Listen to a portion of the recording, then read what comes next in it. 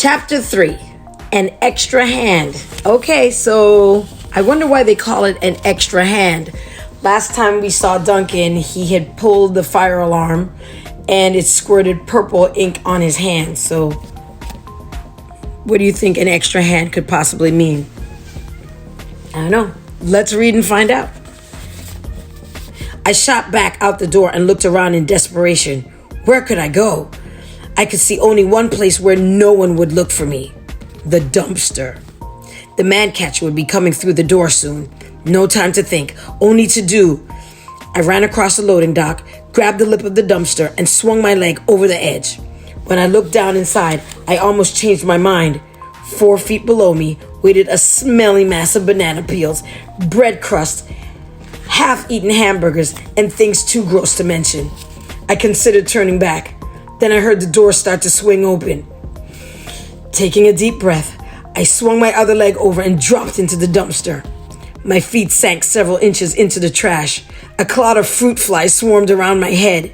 It was like jumping into a swamp. The only thing I didn't get was the smell. That was because I was holding my breath.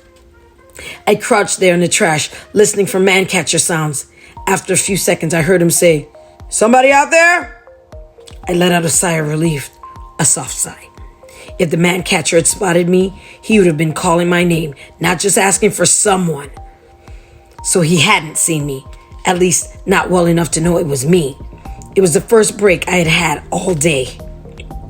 In a little while, I heard the door open and close again.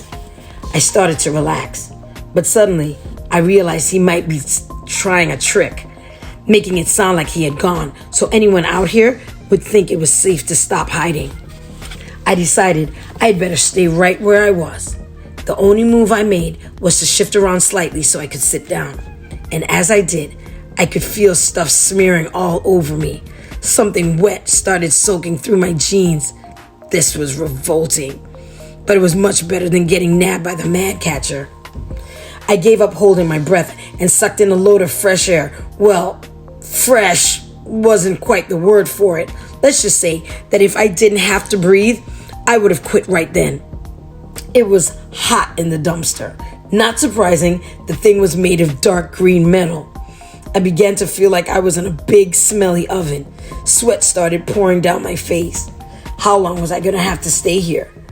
When would it be safe to sneak out? I heard all clear buzzer sound. Kids began to shout and laugh. No aliens after all. I began to relax. Everyone would be inside soon. Maybe then I could get out of the dumpster or out of here without getting caught. Unless, of course, the Manchester was still lurking around outside. Soon I realized I was hungry. I also realized I was surrounded by food. I wondered if there was anything I could eat in here. Maybe something that had just gotten thrown in. If I had a good fairy, she had rotten timing. I can think of a dozen wishes I would rather have had come true that day, such as I had never gotten out of bed to begin with that morning. No sooner had I started thinking about food than I heard a sound. Without thinking, I looked up just in time to see the round mouth of a garbage can being lifted over the edge of the dumpster. Down it came, right over my head.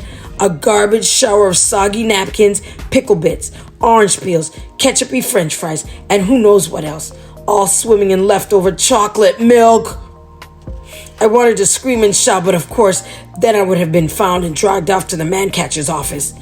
My stomach was trying to add my own lunch to the pile of stuff in the dumpster, but I managed to hold things down.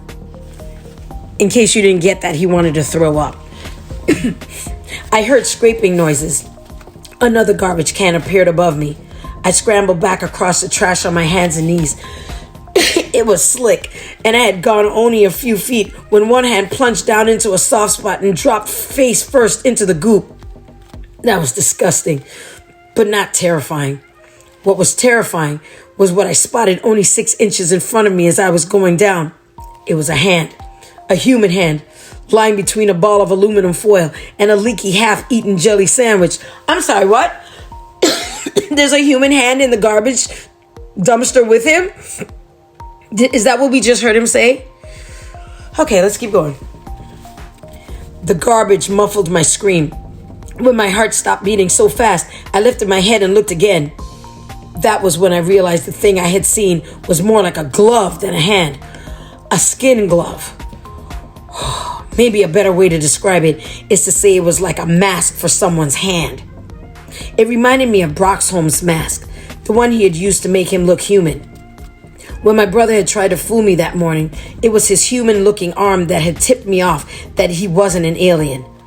Until now, I hadn't thought about it the other way around.